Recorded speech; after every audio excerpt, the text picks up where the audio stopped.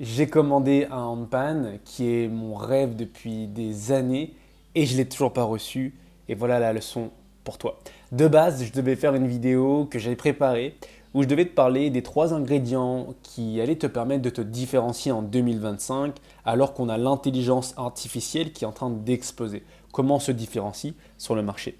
Mais la vie en a décidé autrement puisque tu connais maintenant mon processus de création. Je vis des événements, je vis des émotions, des expériences, je les processe et puis je retranscris un message pour moi comme pour toi.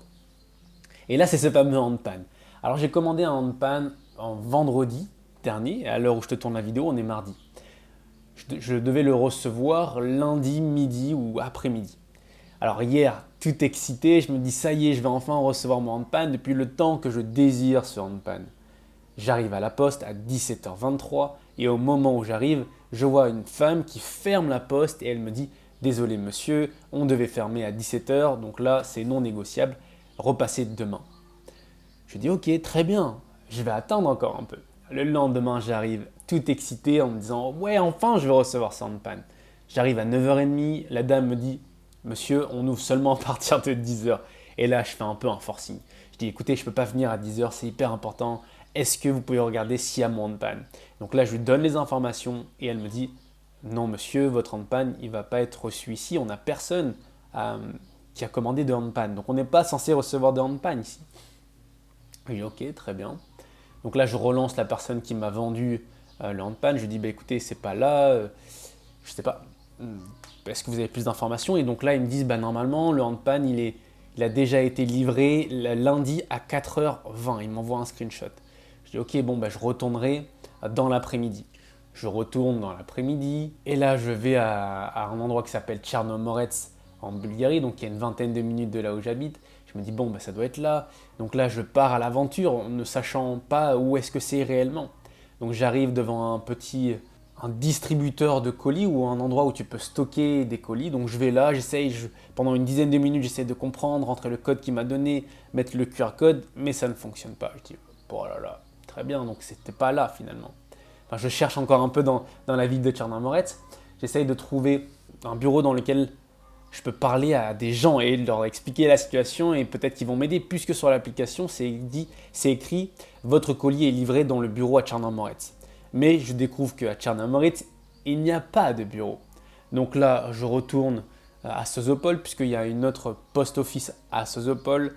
Donc là je vais là-bas, je découvre à l'endroit que finalement ils ont déménagé, ils sont plus là, ils sont à un autre endroit. Donc je pars, c'est à 5 minutes de là où je m'étais arrêté à Sozopol. Je pars là-bas et là j'attends une dizaine de minutes et je finis enfin par parler à une personne.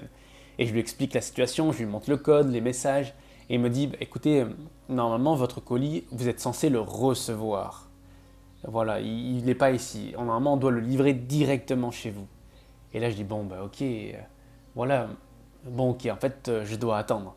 La morale de l'histoire pour toi, c'est qu'à chaque fois qu'on désire quelque chose, et ben finalement ce désir, à chaque fois qu'on désire et on part à la recherche, tu vois, on veut forcer, on veut aller absolument utiliser notre énergie, nos ressources vitales et notre énergie pour aller récupérer ou faire quelque chose. Et c'est là où c'est le piège. Puisque tout vient dans la vie lorsque tu t'attends le moins, lorsque tu laisses venir les choses. Et c'est ça la morale pour ton business.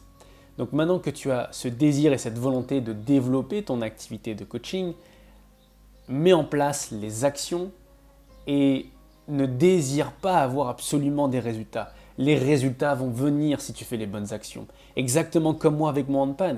J'ai fait les bonnes actions, j'ai commandé mon handpan, je l'ai payé, la personne elle a livré. Le handpan est censé arriver, soit cet après-midi, soit demain, mais c'est censé venir.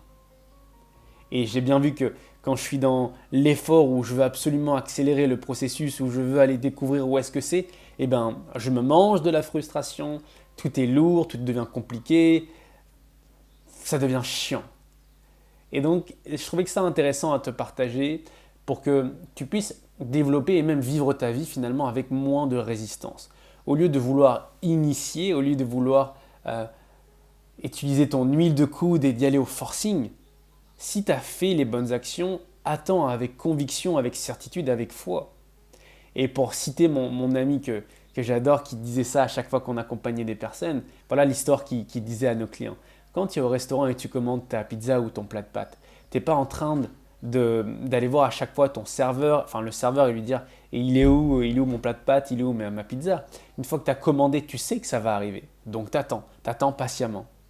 Et là c'est la même chose pour tout ce que tu as commandé dans ta vie. Attends patiemment, mais surtout connecte-toi aux émotions de cette chose que tu as envie d'avoir. Je m'explique pour que ça soit clair. Pour citer Neville Goddard, qui a écrit un livre qui s'appelle Feeling is the Secret, donc ressentir les émotions est le secret. En ressentant les émotions d'excitation, de joie de cette chose que tu désires, tu vas attirer à toi cette chose beaucoup plus facilement.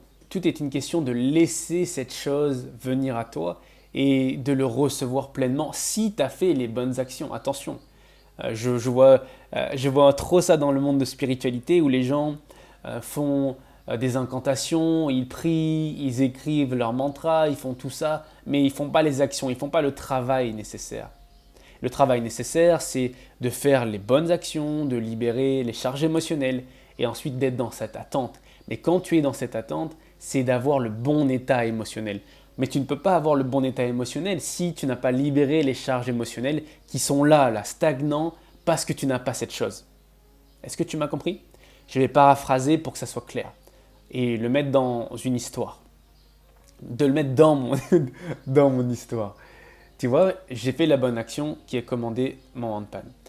Je voulais le recevoir et lundi, quand je suis parti, j'ai ressenti de la frustration. Je me suis dit, bon, mardi, je vais y aller et je suis parti avec cette excitation. J'arrive à la poste, je ressens à nouveau de la frustration car il n'y a pas mon colis. C'est quoi le message codé derrière tout ça?